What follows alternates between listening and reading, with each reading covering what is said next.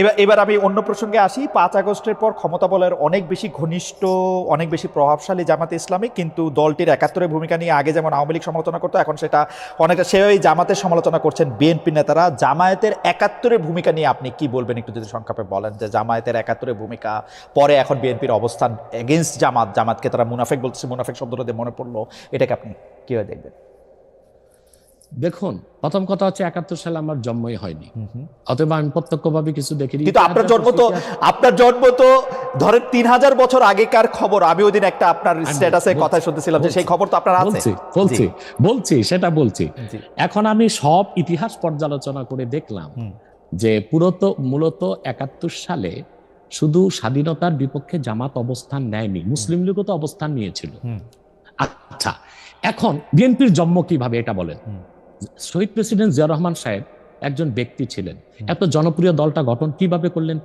তিনি বহুদলীয় গণতন্ত্র প্রতিষ্ঠা করলেন। ওই প্ল্যাটফর্মে কারা জায়গা নিয়েছে? মুসলিম লীগের সব লোকগুলো এসে জায়গা নিয়েছে, যারা শেখ মুজিবের বিরুদ্ধে ছিল, আওয়ামী বাকশালের বিরুদ্ধে ছিল। এবং এখন বিএনপিতে যে লোকগুলোকে আপনারা দেখতেছেন, এরা অধিকাংশই কিন্তু ডানপন্থী, রাইটিস্ট এবং ইসলামিস্ট অনেক লোক আছে। পাশাপাশি ফখরুল সহ আরো কিছু লোক আছে, তারা কিন্তু বাম ছিল। ফখরুলের কিন্তু রাজনৈতিক নেতা হচ্ছে রাশেদ খান মেনন। আমি মনে হয় রাশেদ খান মেননে, আমার ভুল না হলে জেলে আছে। তো তারা কিন্তু তারা এইরকম বিএনপিতে প্রচুর বামের ডান এসেছে, অর্থাৎ তারা বামের ডান হয়েছে এখন বিএনপিতে এসে। তো প্রচুর পরিমাণ মুসলিম লীগের লোক তো বিএনপি আছে, তারা তো স্বাধীনতার যুদ্ধের বিরোধিতা করেছিল মুসলিম লীগ থাকা অবস্থায়।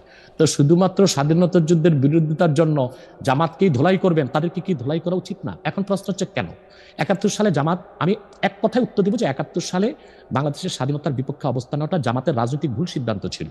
যেহেতু এটা স্পষ্ট ছিল যে বাংলাদেশ থেকে প্রায় ১৯০০ কিলোমিটার দূরে পাকিস্তান, তো মাঝখানে সাগর এবং ভারত, সেখানে দুই জায়গায় দুইটা দেশ থাকতে পারে না।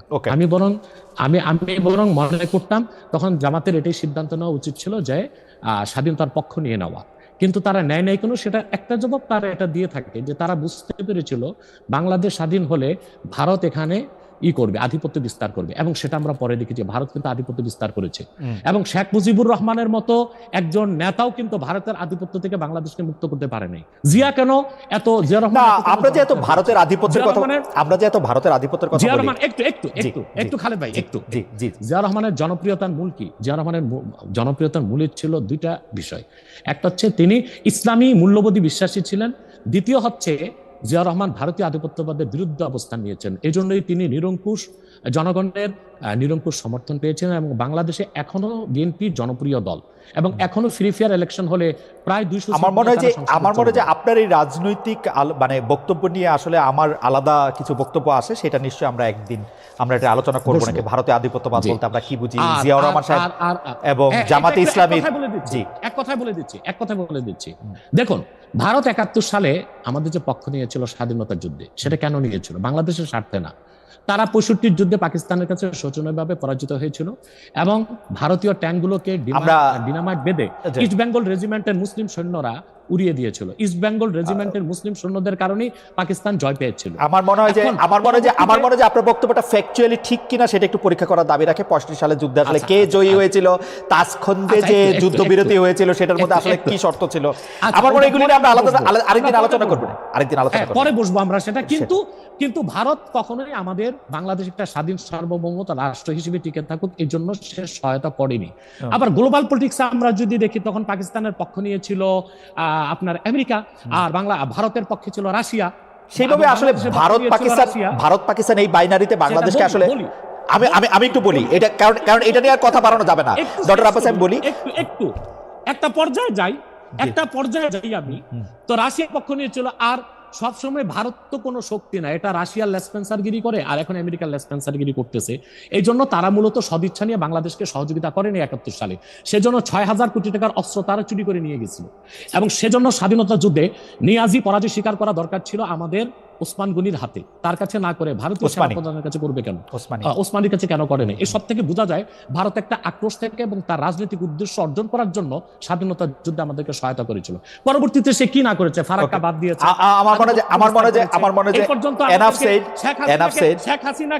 শেখ হাসিনাকে ১৫ বছর এই ফেসিবাদের কাজে সহযোগিতা করেছে ভারত, হাজার হাজার মানুষকে হত্যার কাজে সে সহযোগিতা করেছে। অতএব এসব কেউ কেউ আমাকে প্রশ্ন করছেন, কেউ কেউ আমাকে প্রশ্ন করছেন, আমার মনে হয় যে আমার প্রশ্ন এটা ছিল না, যাই হোক আপনি বলেছেন। একটু একটু না না, আমার মনে হয় যে শেষ একটু একটু একটু কথাটা তো একটা দাড়ি কমা দিতে হবে তো ভাই।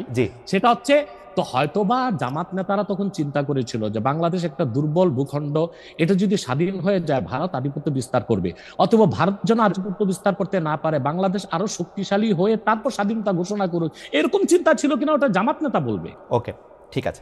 আমি জানতে চাইবো যে শেখ হাসিনা পালিয়ে যাওয়ার পরে অনেকগুলি বিষয়ের ক্ষেত্রে আমরা দেখেছি যে মাজার আক্রমণ হয়েছে, বাউলের আসর পণ্ড করা হয়েছে, বইমেলার স্টল বন্ধ করা হয়েছে, রাষ্ট্র থাকতে প্রশ্ন থাকতে, এইটাকে আপনি আসলে কিভাবে দেখেন? মাজার আক্রমণটাকে আসলে আপনি কিভাবে বলেছেন বা জেনেছেন, বা আপনার অবস্থান কি ছিল? বাউলের আসর পণ্ড করা, বইমেলার স্টল বন্ধ করা। দেখুন, এখানে যারা মাজারে হামলা করেছে তারা কারা আমি জানি না, বরং আমার কাছে কিছু অথেন্টিক সোর্স থেকে নিউজ এসেছে যে অনেকগুলো মাজারে ছাত্রলীগের কর্মীরাই টুপি লাগিয়ে হামলা করেছে। এখন আসলে হামলা করলো কারা, তাদেরকে চেনার আগ পর্যন্ত আমি কিভাবে আমার সিদ্ধান্ত দিব? এটা রাষ্ট্র তদন্ত করে দেখুক। ডিজিএফআই আছে। না না স্যার, আমার প্রশ্ন এটাই, এটা যদি ছাত্রলীগের লোকেরাও করে থাকে তাহলেও তো এটা কাজটা খারাপ করছে, তাই না? না, মাজারে হামলা করা তো উচিত হয়নি। আপনি এটা নিন্দা জানাইছেন কিনা, বা আপনি এটাকে আহ্বান বন্ধ করতে বলছেন কিনা, সেইটা জানতে চাইতেছিলাম আর কি। হ্যাঁ, আমি আমার বক্তব্যে বলেছিলাম যে আল্লাহর ওলিদের মাজারগুলোতে যারা শিরক করে তাদেরকে শাস্তি দেওয়া হোক, কিন্তু আল্লাহর ওলিদের মাজারগুলোতে আঘাত না করা হোক, এটা বলেছি, বক্তব্য আছে আমার। আচ্ছা, একটা জনপ্রিয় প্রশ্ন আপনার এগেনস্টে এরকম যে আমরা ইন্ডিয়ার এগেনস্টে এত কথা শুনি, কিন্তু খোদ জৌনপুরি হচ্ছে ইন্ডিয়ায়, এটার আপনি আসলে কীভাবে দেখেন? আপনার যে ডিগ্রি, যেটাকে আমরা পিএইচডি বলতেছি, সেইগুলিও আসলে ভারতীয় শিক্ষা প্রতিষ্ঠানগুলি থেকে নেওয়া, সেটাকে আপনি কীভাবে দেখেন? এক লাইনে বললেই হবে, মানে এটা একটা জাস্ট জনপ্রিয় প্রশ্ন, আমি এটাকে অনেক বেশি। দেখুন এই খুব সুন্দর করে, আপনাকে এক লাইনে তো বলা যাবে না খালেদ ভাই, আমি 3 লাইনে বলে দিচ্ছি। সেটা হচ্ছে, আমাদের বংশটা এসেছে আরব থেকে, অর্থাৎ আল্লাহর হাবিব নূর নবীজি মুহাম্মদ সাল্লাল্লাহু আলাইহি সাল্লামের আপন চাচা হযরত আব্বাসের বংশধর। পরবর্তীতে আমাদের বংশধর এসেছে বাগদাদ থেকে এসেছে ইউপিতে। আর আমার পরদাদার যিনি পিতা ছিলেন, পরদাদার পিতা, তিনি ছিলেন কারামত আলী জনপুর রহমতুল্লাহ জামাতা, অর্থাৎ মেয়ের দিক দিয়ে আবার আমরা কারামত আলী জনপুর রহমতুল্লাহর সাথে রক্ত সম্পর্কে সম্পর্কিত। 1947 সালে আমার পরদাদা জনপুর থেকে, আমার বাবার বয়স যখন 6 তখন চলে এসেছেন বাংলাদেশ। এখন আমার পরদাদা চিন্তা করলেন যে ভারতটা চলে গেছে হিন্দু শাসনে, এখানে আমরা স্বাধীনভাবে চলতে পারবো না, সেজন্য তিনি তো ইন্ডিয়া ত্যাগ করে বাংলাদেশেই চলে এসেছে। সেজন্য আমার বাবা 6 মাস বয়সে বাংলাদেশে এসেছে, আর আমাদের 5 ভাই 3 বোনের জন্ম বাংলাদেশে। অতএব এই জন্য ভারতের বিরুদ্ধে আমি বলতে পারবো না, সেটা কোনো কথা নেই। কিন্তু আমার প্রশ্ন হচ্ছে যে শেখ মুজিবের মায়ের বাড়ি কোথায়?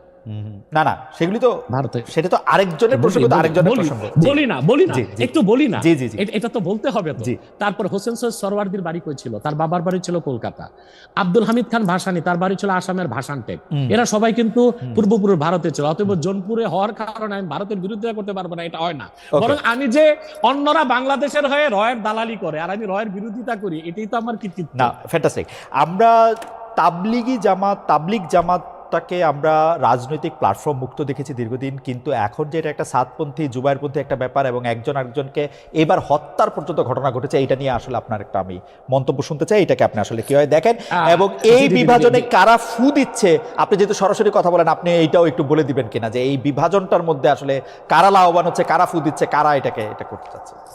দেখুন, আমার কাছে যারা জুবাইরপন্থী তারা এসেছেন এবং কেন্দ্রীয় পর্যায়ে আমি তাদেরকে পরামর্শ দিয়েছি। কিছুদিন পর আমার কাছে এসেছিল সাতপন্থীগণ, কাকরাইলের শীর্ষ আমির যারা, তারা এসেছিলেন এবং তারা এসে আমাকে তাদের ইস্তেমায় যাওয়ার দাওয়াত করেছিলেন, কিন্তু আমি বলেছিলাম আমি যেতে পারবো না।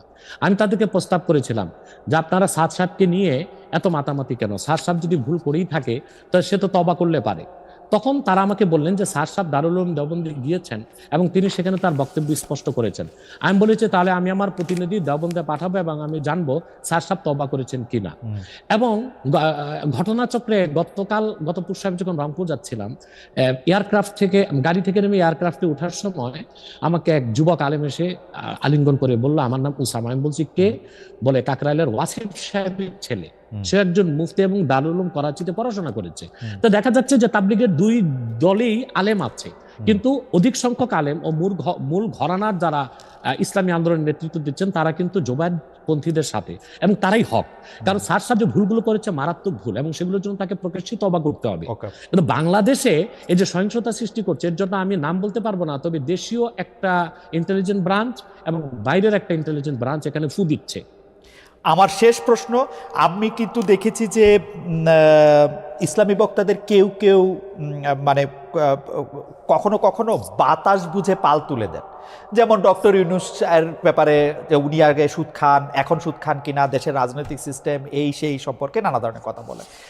আমার শেষ প্রশ্ন, যখন কেউ ইসলামিক কোনো দলকে বা ইসলামিক কোনো সংস্থাকে বা ধরেন কোনো আলেমদের কোনো টাকা দেয়, আপনি এই ফতোয়া দিবেন কিনা যে তার টাকার উৎসটা পরিষ্কার জায়গা থেকে এসছে না অপরিষ্কার জায়গা থেকে এসছে সেটা পরীক্ষা করে দেখা?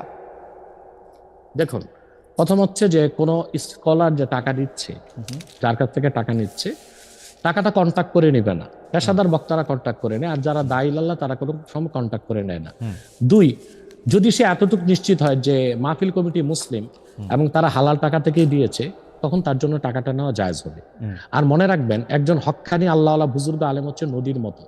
খরস্রোতা নদীতে যদি আপনি মরা পশু ফেলে দেন, নদীর পানি নাপাক হবে না, নাপাকটাই দূরে সরে যাবে। একজন দায়ী আল্লাহ যদি পূর্ণ সতর্ক থাকেন এবং সততার সাথে দিনের দাওয়াত দেন, তারপর যদি কমিটি স্বেচ্ছায় না চাইতে তাকে সম্মান হিসেবে কিছু হাদিয়া দেন, সেটার জন্য যদি কোনো সুদের টাকা আসে, ঘুষের টাকা আসে, সেটা থেকে আলেম মুক্তিই থাকবে।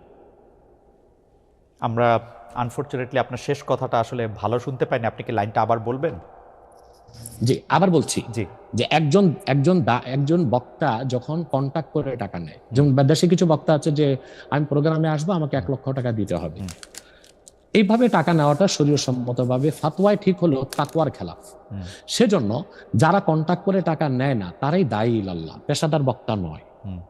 আমার মতো বহুত আছে বাংলাদেশে মুহাক্কিক আলেম যারা কখনো কন্ট্যাক্ট করে টাকা নেয় না। দ্বিতীয় হচ্ছে, কন্ট্যাক্ট করে টাকা নেওয়াটা হারাম নয়, ফাতওয়ায় জায়েজ, কিন্তু তাকওয়ার খেলাফ, উত্তম না, অনুত্তম কাজ। যেমন একজন ইমাম সাহেব মসজিদে নামাজ পড়িয়ে টাকা নিচ্ছে, মাদ্রাসায় একজন শিক্ষক পড়াশোনা করে টাকা নিচ্ছে, একজন ওয়াজ করে টাকা নিচ্ছে, সে পেশাদার বক্তা, এটা হারাম নয় কিন্তু তাকওয়ার খেলাফ। এখন টাকাটা কোন উৎস থেকে আসলো এটা দেখতে যাওয়ার দরকারটা কি? কোন ইমাম সাহেব যে ইমামতিতে যে বেতন নেয়, কমিটির সবাইকে হালাল টাকা তাকে দিচ্ছে না তো, অথবা সেটার দায় যিনি দিচ্ছেন তার। একজন দায়ী আল্লাহ হক্কানি আলেম হচ্ছে খরস্রোতা নদীর মতো। নদীতে যেমন আবর্জনা ফেলে নদী নাপাক হয় না, আবর্জনাই সরে যায়। একজন আল্লাহওয়ালা বুজুর্গ ব্যক্তির কাছে অনিচ্ছায় যদি কোনো সুদের টাকা, ঘুষের টাকা আসে, নাপাকটা সরে যাবে, আল্লাহ তাকে হালালের উপরে রাখবে। এটা অনেক মানুষকে অনেক দুষ্কর্ম করতে উৎসাহ দিবে কিনা এটা কেউ প্রশ্ন করতে পারেন, কিন্তু আমাদের আজকের আলোচনা আমরা আর বাড়াবো না। আমি শুধু একটা ব্যাপারে আপনার একটু ফতোয়া চাই। আমাদের একজন দর্শক আপনার কাছে জানতে চাইছেন যে হুজুরকে জিজ্ঞাসা করবেন সহিহ বুখারী ৭৭৭৬ নম্বর হাদিস অনুযায়ী তাবলিগি জামাত কাফের হয়ে যায় কিনা। আমাদের একদম সময় না, আপনি যদি একটা খালি জায়গা থেকে একটু বলেন। হ্যাঁ, আমি বুঝতে পেরেছি সে কোন হাদিসের কথা বলেছে। ওই হাদিসটা হচ্ছে, ওই হাদিসে বলা হচ্ছে খারিজিদের কথা। খারিজি একটা বাতিল ফেরকা। খারিজিদের উৎপত্তি হয়েছিল হযরত আলী রাদিয়াল্লাহু তাআলার জামানায়। কিন্তু তাবলীগের ক্ষেত্রে এটা সমস্যা নাই। তারা তো খারিজি না, তা তো দেওবন্দ থেকে। হ্যাঁ, তাদের আকীদায় ও কাজকর্মে কিছু ত্রুটি আছে, সেটা আমরা ধরছি, কিন্তু হাদিস শরীফে যেটা বলা হয়েছে ওটা খারিজিদের কথা। তাদের উৎপত্তি হযরত আলীর যুগে, এবং এটা ইরাকের হারুনা নামক এলাকায়। তাদেরকে হযরত আলী রাদিয়াল্লাহু আনহু 3 বার